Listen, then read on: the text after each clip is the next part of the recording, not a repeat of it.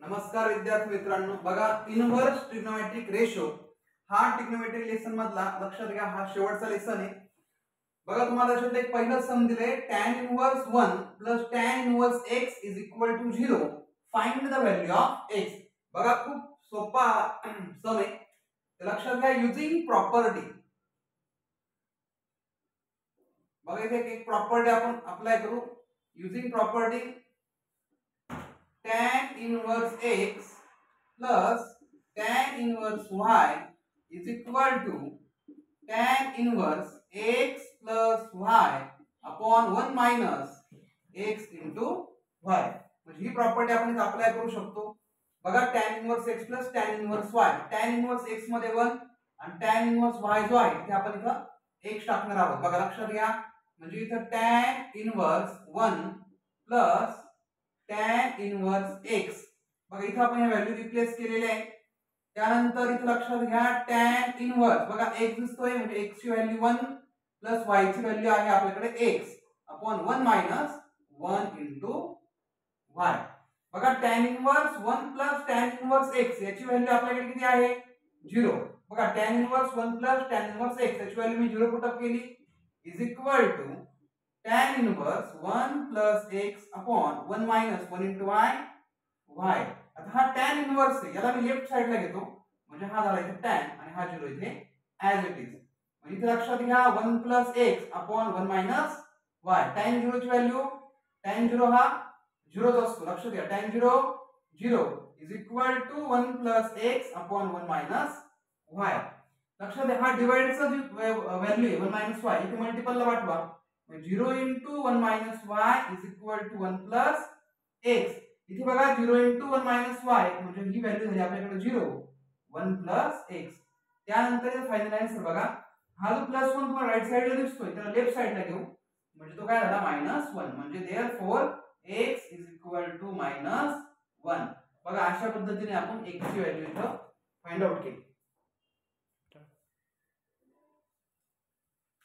Second example tan inverse 1/2 plus tan inverse 1/3 is equal to pi/4।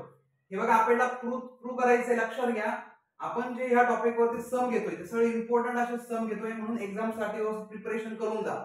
बघा सगळ्यात अगोदर काय करा LHS लिहून घ्या। बघा LHS is equal to tan inverse 1/2 plus tan inverse 1/3 आलं लक्षात। त्यानंतर बघा तुम्हाला tan inverse 1/2 plus tan inverse 1/3 आपल्याकडे एक प्रॉपर्टी बघा म्हणजे tan inverse x plus tan inverse y। मग tan inverse x plus tan inverse y ची आपल्याकडे प्रॉपर्टी कोणती तर लक्षात घ्या tan inverse x plus y upon 1 plus x into 1 minus x into y ही एक प्रॉपर्टी लक्षात घ्या। आता x आहे, x च्या ऐवजी आपल्याकडे 1/2 आहे आणि y च्या ऐवजी आपल्याकडे 1/3 म्हणजे जिथे तुम्हाला x दिसतोय तिथे 1/2 पुट अप करा, जिथे तुम्हाला y दिसतोय तिथे 1/3 पुट अप करा। म्हणजे लक्षात घ्या tan इनवर्स x ची व्हॅल्यू 1/2 प्लस y ची व्हॅल्यू 1/3 अपॉन 1 मायनस 1/2 आणि इथे आली 1/3। बघा अशा पद्धतीने आपण इथे व्हॅल्यू x ची आणि y ची इथे पण खाली बघा x आणि y ची व्हॅल्यू आपण इथे पुट अप केली।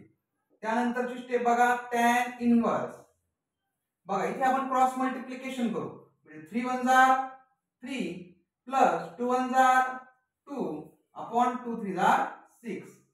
बघा त्याच्या खाली इथं 1 मायनस 1 1 जार 1 अपॉन 2 3 जार 6। बघा असं आपण इथे कॅल्क्युलेशन करून घेतलं।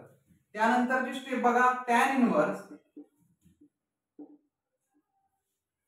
3 plus 2 5 upon 6 upon 6 1 jar 6 and 6 minus 1 म्हणजे 5 upon 6। तर बघा tan inverse 5 upon 6 will get cancel म्हणजे tan इनवर्स 1 आणि ट्रिग्नोमेट्रिक टेबल नुसार बघा tan इनवर्स 1 ची व्हॅल्यू आपल्याकडे किती असते 45।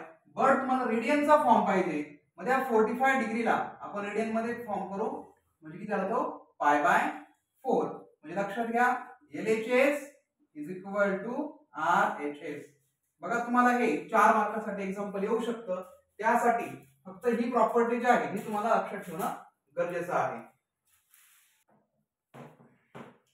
बघा next example, prove that tan inverse 1/7 plus tan inverse 1/13 is equal to cot inverse 9/2. तर लक्षात घ्या, LHS अगोदर लिहून घ्या. LHS is equal to tan inverse 1/7 plus tan inverse 1/13. बघा इथे परत आपल्याला एक प्रॉपर्टी अप्लाय करायची आहे, ती म्हणजे tan inverse x plus tan inverse y. मग tan inverse x plus tan inverse y ची आपल्याकडे प्रॉपर्टी लक्षात घ्या, tan inverse x plus y upon 1 minus x into y. बघा इथे tan inverse x ची व्हॅल्यू 1/7, y ची व्हॅल्यू 1/13 upon 1 minus 1/7 into 1/13. बघा अशा पद्धतीने आपण व्हॅल्यू पुट अप केल्या, म्हणजे याचा अर्थ x ची व्हॅल्यू आपल्याकडे होती 1/7 आणि y ची जी व्हॅल्यू होती 1/13. म्हणून फॉर्म्युल्यामध्ये जिथे जिथे x तिथे 1/7 आणि जिथे y तिथे 1/13. आता लक्षात घ्या इथं tan इनव्हर्स, बघा क्रॉस मल्टिप्लिकेशन करा. 13 1 जा 13 प्लस 7 1 जा 7 डिवाइड बाय 13 into 7 91.